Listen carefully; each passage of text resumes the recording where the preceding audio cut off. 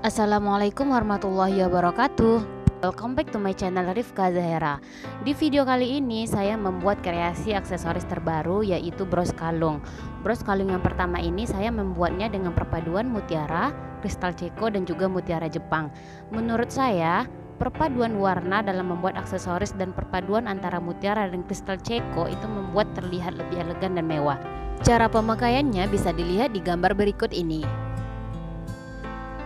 Bisa dipakai di leher baju, di hijab, ataupun di leher hijab.